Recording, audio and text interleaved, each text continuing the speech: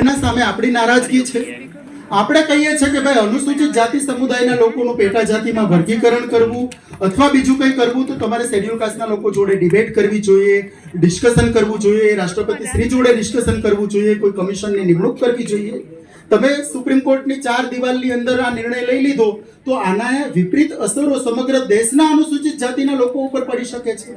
બીજું કે દલિત અને આદિવાસી સમુદાયના જે લોકો છે એ લોકોના અનામતમાં ક્રિમી લેયર દાખલ કરવા માટેનો પણ ચુકાદો આપવામાં આવ્યો છે.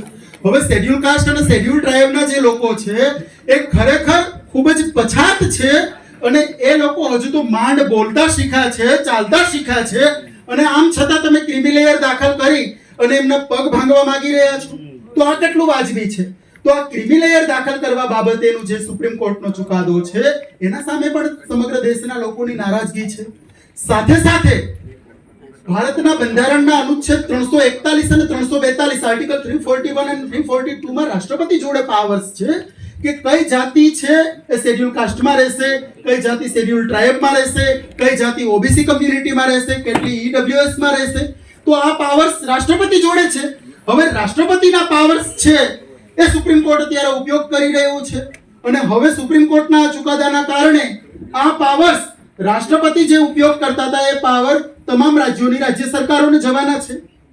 તો રાજ્ય સરકારો પાસે જો આ કઈ જાતિને ક્યાં લેવા છે એ બાબતેના જો પાવર્સ આવી જશે તો આની અસર એ પડવાની છે કે ભારતની અંદર જેટલા પણ રાજ્યો છે, જે તે પોલિટિકલ પાર્ટીના જે મિત્રો ચલાવતા હોય, એમની સરકારો હોય, તો એ સરકારો પોતાના રાજનૈતિક ફાયદા માટે ગમે ત્યારે સુધારો વધારો કરી અને એમનો પોલિટિકલ બેનિફિટ લઈ શકે છે.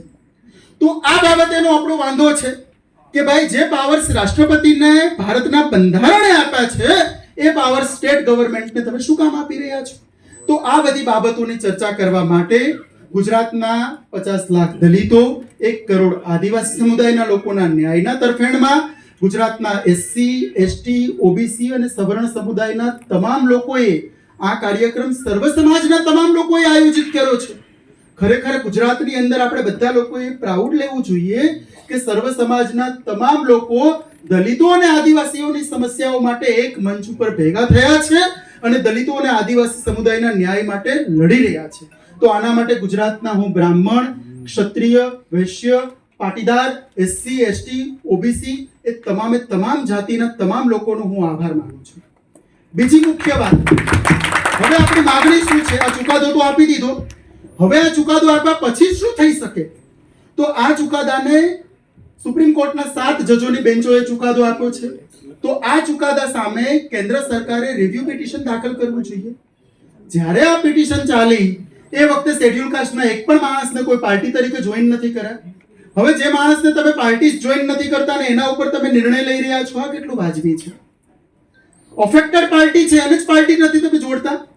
તો આ ચુકાદાને લાર્જર બેન્ચના સામે અત્યારે 7 જજોની બેન્ચોએ ચુકાદો આપ્યો છે તો 9 જજોની બેન્ચ સામે આ ચુકાદાનું રિવ્યુ પિટિશન થવું જોઈએ, જે રીતે ઇન્દિરા સહાનીના કેસમાં થયેલું. તો એ બાબતે આપણી માંગણી છે કે ભાઈ કેન્દ્ર સરકાર છે રિવ્યુ પિટિશન ફાઇલ કરે. બીજી માંગણી આપણી એ છે કે અત્યારે દેશના જે સંસદ છે એમનું સત્ર સ્થગિત કરી દેવામાં આવ્યું છે. તો આ સત્ર જે સ્થગિત કરી દેવામાં આવ્યું છે તો એ સ્થગિત સત્રની અંદર રાષ્ટ્રપતિ પાસે સ્પેશિયલ પાવર છે. એ સ્પેશિયલ પાવર અંતર્ગત એ ઓર્ડિનન્સ પારિત કરી શકે છે. તો આપણે ભારતના મહામહિમ રાષ્ટ્રપતિ શ્રીને વિનંતી કરીએ છીએ કે સુપ્રીમ કોર્ટનો ચુકાદો છે એ ચુકાદાને પલટવા માટે તમે ઓર્ડિનન્સ પારિત કરો અને સુપ્રીમ કોર્ટનો ચુકાદો છે એમને સેટિસ્ફાઈડ કરો. તો આ બાબતેની આપણી માંગણી છે. બીજી માંગણી આપણે